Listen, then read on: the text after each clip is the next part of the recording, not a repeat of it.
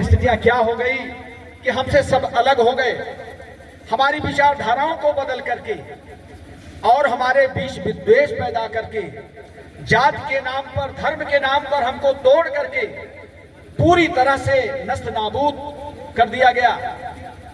और आज भी बहुत बड़ी साजिश चल रही है पूरे विश्व को कि भारत एक बहुत बड़ी विश्व शक्ति के रूप में उभर रहा है, लेकिन इसको तोड़ा कैसे जाए, इसके क्रम में पूरे विश्व की जो हमारी विरोधी शक्तियां हो लगी हुई हैं और हमारे ही बीच के लोगों को जयचंद के रूप में पैदा करके और उनको उनकी विचारधाराओं में परिवर्तन करके जातियों के नाम पर, धर्म के नाम पर हमको पूरे लड़ाने की पूरी साजिश रची जा रही है।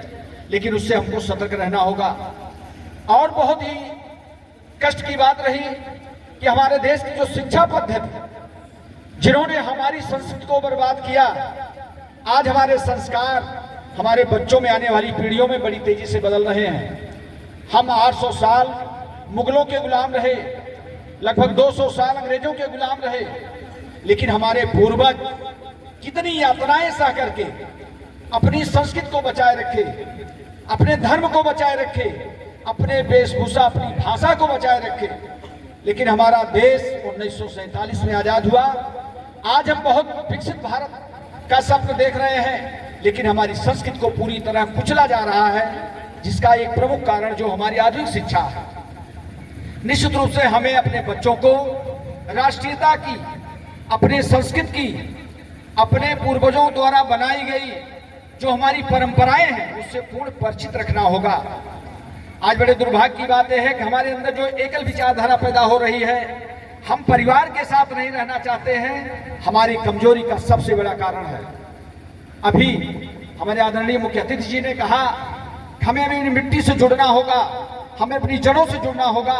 अगर हमारी जड़ें कट गई तो निश्चित रूप से हम बर्बाद हो जाएंगे, हमको कोई बर्बादी से रोक नहीं सकता। इस विषय पर बड़ी गंभीरता से विचार करना होगा। हमें अपनी संस्कृति को बचाना होगा, हम अपनी वेशभूषा, अपनी भाषा को बचाना होगा, और तभी हम जाके संगठित रह सकते हैं। आज बहुत ही गंभीर समस्याएं हैं, पूरे विश्व में उथल पुथल मचा हुआ है। एक देश दूसरे देश को कब्जा करने की होड़ लगी हुई है। उसी क्रम में हमारे देश में भारत एक चट्टान की तरह आर्थिक शक्ति के रूप में बहुत तेजी से उभर रहा है, लेकिन यह हमारे पड़ोसियों को बर्दाश्त नहीं हो रहा है, जिसके क्रम में वो हमको तोड़ने की पूरी साजिश रच रहे हैं। और हमारे देश में जातियों के नाम पर हमको सबसे